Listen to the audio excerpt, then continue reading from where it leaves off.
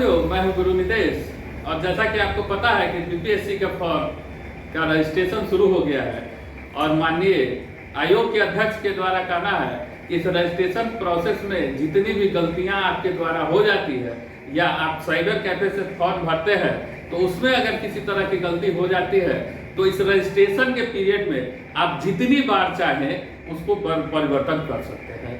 तो यह एक अच्छा कदम है, सराहनीय कदम है कि अगर आपको लगता है कि किसी में किसी तरह की गलती हो गई है तो आप उसको सुधार सकते हैं, जितनी बार चाहे सुधार सकते हैं, क्योंकि बाद में आपको किसी भी तरह के सुधार का मौका नहीं दिया जाएगा।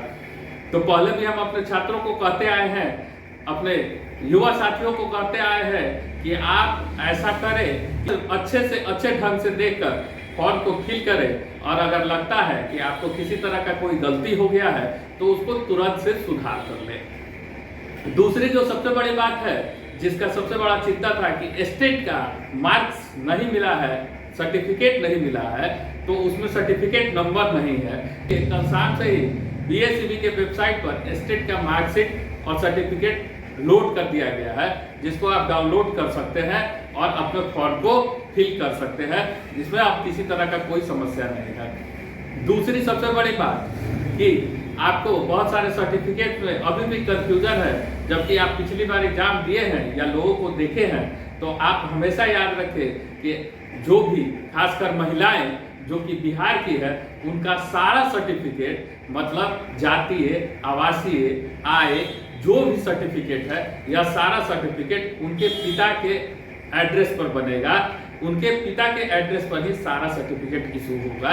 इसमें किसी तरह का कोई कंफ्यूजन नहीं है। यह बार बार बोला गया है, पिछली बार भी यही हुआ था।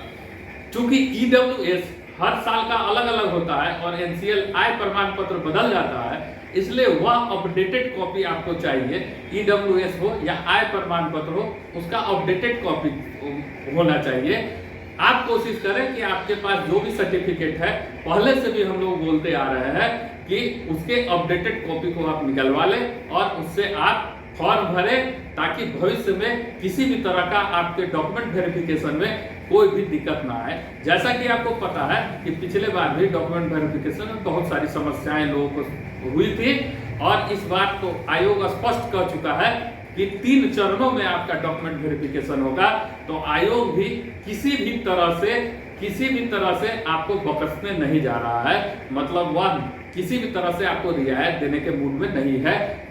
कब? एग्जाम के बाद में आपको छोटी से छोटी गलती पे भी वह आपको बाहर का रास्ता दिखा सकती है।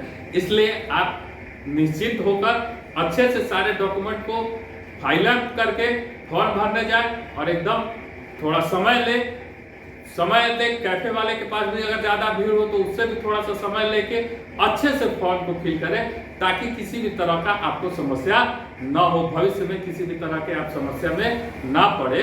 इसलिए नाम, पिता का नाम, मोबाइल नंबर, ईमेल एड्रेस, ये सब चीज एकदम स्पष्ट और सही भरे, ताकि आपको भविष्य में किसी भी तरह का दिक्कत का सामना नहीं करना पड़े। बहुत लोगों को दिक्कत हो रहा था, इसलिए हम आज आपको वीडियो बना के इस बात को बता रहे हैं। बहुत बहुत धन्यवाद।